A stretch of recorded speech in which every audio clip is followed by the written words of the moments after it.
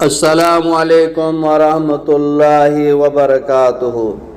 بسم اللہ الرحمن الرحیم۔ اگر کوئی والدہ اپنی بیٹی یا بیٹے سے یہ کہے اگر میں نے تمہاری کمائی کی کوئی چیز کھائی تو وہ مجھ پر حرام ہے، یا میں تمہاری کمائی نہیں کھاؤں گی، تمہاری کمائی مجھ پر حرام ہے، اور پھر گائے گائے اس کی کمائی کی چیز کھا لیتی ہے، تو کیا اس کا کوئی کفارہ آئے گا؟ اگر ہاں تو کیا یہ قسم میں شمار ہوگا یا نہیں؟ فاطمہ لاہور سے۔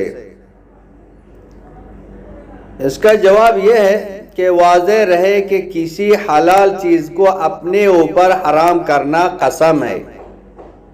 مثلا کسی نے کہا کہ پانی مجھے حرام ہے، کھانا مجھے حرام ہے، کوئی بھی حلال چیز تھی اس کو اپنے اوپر حرام کر دیا، تو اگر اس کو استعمال کرے گا تو یہ قسم ٹوٹ جائے گی۔ حلال چیز کو اپنے اوپر حرام کرنا یہ قسم میں شمار ہوگا۔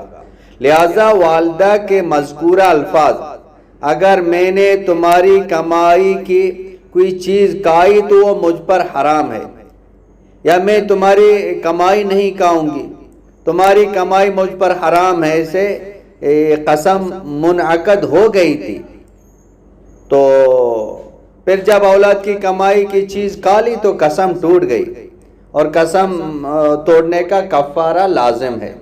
حلال چیز کو اپنے اوپر حرام کر دیا، پھر استعمال کیا تو وہ قسم ٹوٹ گئی، تو اس کا کفارہ دینا یہ لازم ہے۔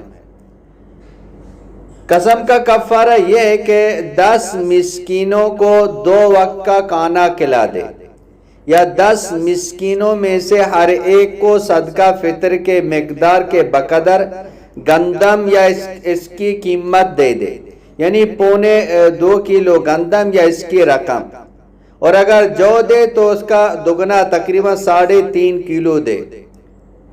آج کل رقم کے اعتبار سے ایک صدقہ فطر کی مقدار احتیاطاً 100 روپیہ ہے، یا 10 فقیروں کو ایک جوڑا کپڑا پہنا دے، یا پہلا 10 مسکینوں کو کھانا کھلا دے، یہ نہیں کر سکتا ہے تو 10 فقیروں کو ایک جوڑا کپڑا پہنا دے، ہر ایک کو ایک جوڑا۔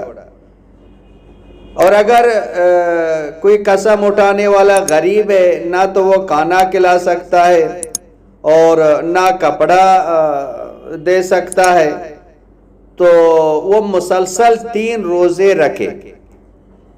اگر الگ الگ کر کے 3 روزے پورا کر لیے تو کفارہ ادا نہیں ہوگا۔ اگر 2 روزہ رکھنے کے بعد درمیان میں کسی عذر کی وجہ سے ایک روزہ چھوٹ گیا تو اب دوبارہ 3 روزہ رکھے، یعنی مسلسل 3 روزہ رکھے۔ جی ہاں، یہ قسم میں شمار ہے۔